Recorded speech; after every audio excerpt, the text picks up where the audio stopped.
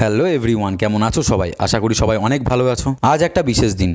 আমার ছেলে হওয়ার পরেই প্রথমবার আমরা যাচ্ছি মা কঙ্কালীর দর্শনে। আমি, আমার ওয়াইফ আর আমাদের ছোট্ট ছেলে, তিনজনের ছোট্ট যাত্রা, কিন্তু অনুভূতিটা বিশাল।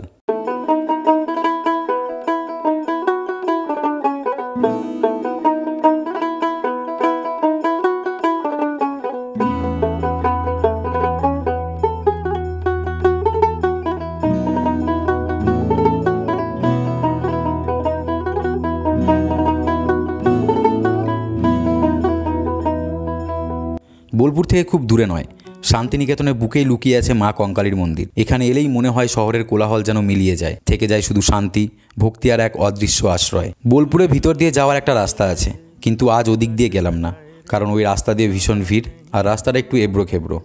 আমি যাচ্ছি প্রান্তিক রোড দিয়ে। এই রাস্তাটা অনেক সুন্দর, গাছের সারি, শান্ত পরিবেশ, তাই আজ এই রাস্তা দিয়েই যাত্রা করছি। আর দেখতেই পাচ্ছ আমার ছেলে পুরো রাস্তা ঘুমিয়ে আছে। ঘুমাতে ঘুমাতে কখন যে কত দূর চলে এলাম বুঝতেই পারিনি। এখন আমরা প্রায় মন্দিরের কাছেই চলে এসেছি। তোমাদের বলে রাখি, বোলপুর শান্তিনিকেতন স্টেশন থেকে প্রায় 30 মিনিট আর প্রান্তিক থেকে প্রায় 20 মিনিট লাগে মা কঙ্কালীর মন্দির পৌঁছাতে।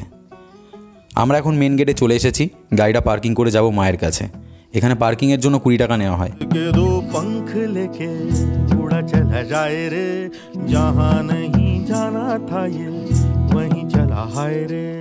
उम्र का ये ताना बाना समझ न पाए रे, जुबां पे जो मोह माया नमक लगाए रे, के देखे न भाले न जाने न दाए रे। গাড়ি পার্কিং করে এখন হাঁটছি মন্দিরের দিকে। একটুখানি পথ হাঁটলেই মায়ের দরজা। এই দেখো আমরা এসে গেছি। মায়ের মন্দিরের সামনে দাঁড়িয়ে মনে হচ্ছে যেন মা নিজে হাসি মুখে ডেকে নিয়েছেন। ঘণ্টার আওয়াজ, ধূপের গন্ধ, ভক্তদের প্রণাম, সব মিলিয়ে চারপাশটা একেবারে পবিত্র। লোকের মুখে শোনা যায়, যে মন থেকে কিছু চায় মা কঙ্কালী তার সেই প্রার্থনা শুনে নেন। আজ আমিও এসেছি সেই আশায়, আমার ছেলেকে মায়ের কোলে তুলে দিতে। ফুল হাতে ছেলে কোলে আমি আর আমার ওয়াইফ দাঁড়িয়ে আছি মায়ের সামনে। ধূপের ধোঁয়ায় ভেসে আসছে এক অদ্ভুত শান্তি। প্রার্থনা করছি, মা ওকে ভালো রেখো, ও যেন সুস্থ সুখে তোমার আশীর্বাদে বড় হয়ে ওঠে। সেই মুহূর্তে সত্যিই মনে হচ্ছিল মা শুধু মূর্তি নন, মা মানে এক অনুভূতি, যিনি নীরবে আমাদের পাশে থাকেন সব সময়।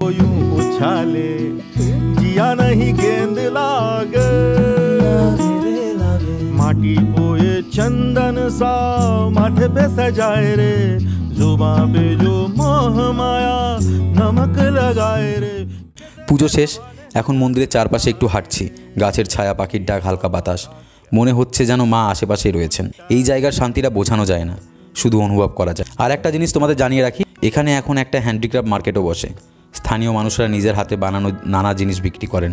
বাঁশ, কাঠ, মাটি, কাপড়, সব কিছুর মধ্যেই আছে গ্রামীণ শিল্পের ছোঁয়া। যদি কখনো এখানে আসো, পুজোর পর একটু সময় নিয়ে ঘুরে দেখো এই মার্কেটটা। এখানকার মানুষের হাসি, তাদের কাজের আন্তরিকতা, সব মিলিয়ে মাটির গন্ধে মেশানো এক সুন্দর অভিজ্ঞতা।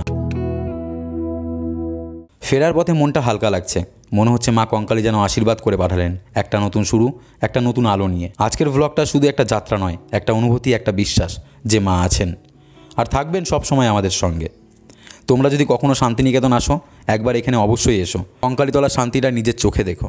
এই ছিল আজকের ভ্লগ, আমাদের ছোট্ট পরিবার আর মা কঙ্কালীর আশীর্বাদের ভরা একটা দিন। ভালো লেগে থাকলে লাইক, শেয়ার আর সাবস্ক্রাইব করো। দেখা হবে আবার নতুন কোনো গল্পে, নতুন যাত্রায়। ততদিন ভালো থেকো সবাই।